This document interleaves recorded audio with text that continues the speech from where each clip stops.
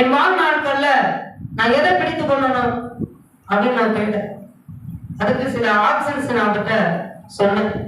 ஊழியத்தை பிடித்துக் கொள்ள வேண்டுமா, சபையை பிடித்துக் கொள்ள வேண்டுமா, ஜனங்களை பிடித்துக் கொள்ள வேண்டுமா, வார்த்தையை பிடித்துக் கொள்ள வேண்டுமா, தன்னுடையதல்லாததை சேர்த்துக் கொள்ளுகிறவனுக்கு அப்படின்னு சொல்லப்படுறது.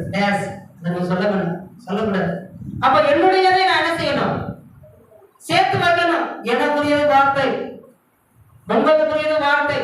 எதற்காக வார்த்தையை பிடித்துக் கொள்ள வேண்டும் என்றால், வார்த்தை தான் நமக்குரியது, நமக்கானது. ஊழியம் கர்த்தருடையது, சபை கர்த்தருடையது, ஜனங்கள் கர்த்தருடையவர்கள். வார்த்தையும் கர்த்தருடையதுதான். ஆனா அந்த வார்த்தை எனக்காக அவர் கொடுத்திருக்கிறார். அல்லேலூயா. அந்த வார்த்தை உங்களுக்காக கொடுத்திருக்கிறார். ஆனா இப்ப இருக்கிற காலகட்டத்துல தன்னுடையதல்லாததை சேர்த்துக் கொள்ளுகிறார்கள்.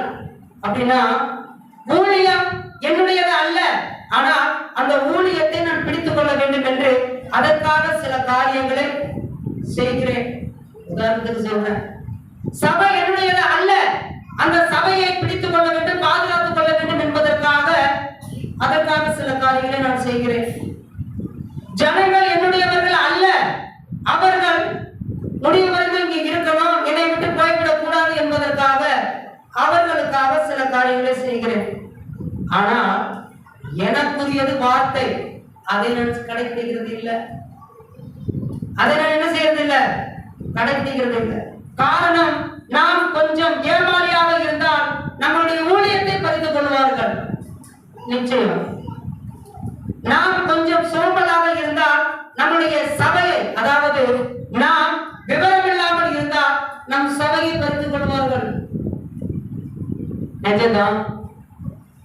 நாம் கொஞ்சம் சரியா விசாரிக்கவில்லை என்றால் சபைக்கு வருகிற ஜனங்கள் வேறொரு சபைக்கு போய்விடுவார்கள். அதுல மாற்றம் இல்லை. அதற்கு பயந்து வார்த்தையில் அட்ஜஸ்ட்மெண்ட் பண்ணிக்கிறாங்க. இந்த வார்த்தையை சொன்னால் ஜனங்கள் சிதறி போயிடுவாங்க, போகட்டும்.